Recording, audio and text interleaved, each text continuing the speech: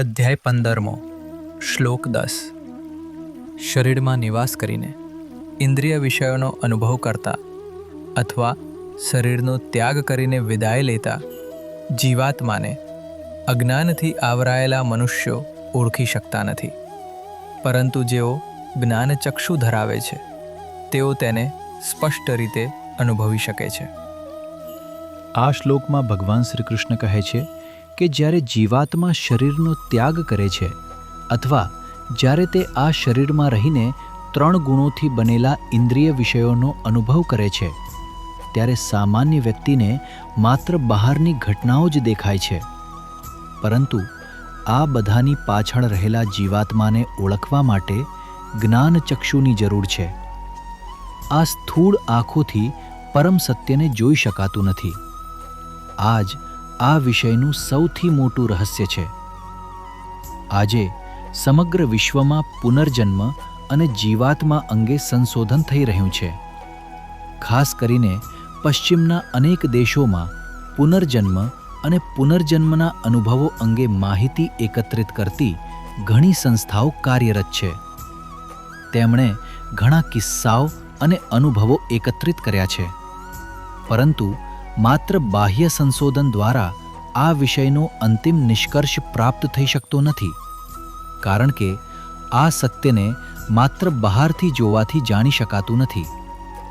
જ્યારે સાધકનું મન અત્યંત સૂક્ષ્મ અને નિર્મળ બને છે ત્યારે તે સ્થૂળ શરીરની પાછળ રહેલા સૂક્ષ્મ શરીરને પણ ઓળખી શકે છે. ત્યારે તે સમજી શકે છે કે જીવાત્મા કેવી રીતે શરીરમાં પ્રવેશ કરે છે, જીવનના અનુભવો કરે છે અને પછી શરીરનો ત્યાગ કરીને આગળ વધે છે.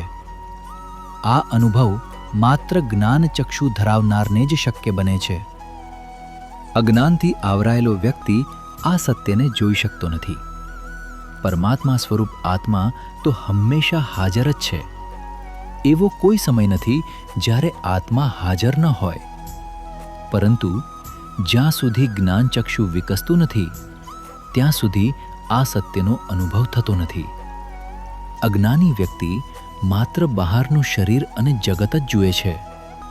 તેને તેની પાછળ રહેલું ચૈતન્ય દેખાતું નથી. વેદાંત શરીરને 2 ભાગમાં સમજાવે છે. એક, સ્થૂળ શરીર. આપણે જે શરીરને આંખોથી જોઈ શકીએ છીએ તે સ્થૂળ શરીર છે. તે પંચમહાભૂતોથી બનેલું છે અને જન્મે છે, વૃદ્ધ થાય છે અને મૃત્યુ પામે છે. 2, સૂક્ષ્મ શરીર.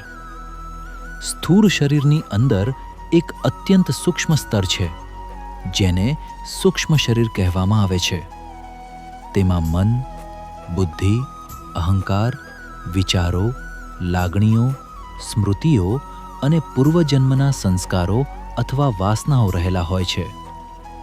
અંગ્રેજીમાં જેને ઘણીવાર સોલ કહેવામાં આવે છે અને સંસ્કૃતમાં જેને જીવ કહેવામાં આવે છે તે આ સૂક્ષ્મ શરીર સાથે સંકળાયેલો છે. જ્યારે સાધક બાહ્ય જગતની નાની મોટી બાબતોથી ધીમે ધીમે અનાસક્ત થાય છે ત્યારે તેનું મન અંદરની તરફ વળે છે. ત્યારે તે પોતાના શુદ્ધ આત્મ સ્વરૂપના આનંદનો અનુભવ કરવા લાગે છે. આ વિશેષ દ્રષ્ટિને જ ભગવાન અહીં જ્ઞાનચક્ષુ કહે છે.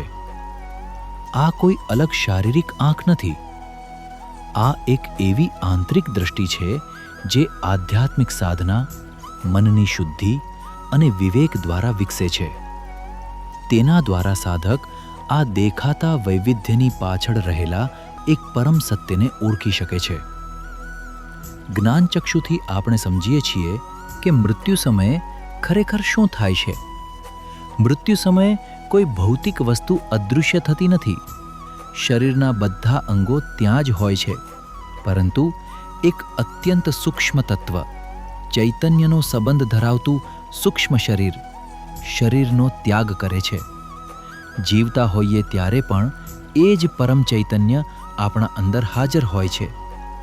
આપણે જે સુખ, દુઃખ અને વિવિધ અનુભવો કરીએ છીએ તે 3 ગુણોથી બનેલી પ્રકૃતિમાં થાય છે, પરંતુ આ બધાની પાછળ હંમેશા એ જ અપરિવર્તનશીલ આત્મા પ્રકાશિત રહે છે.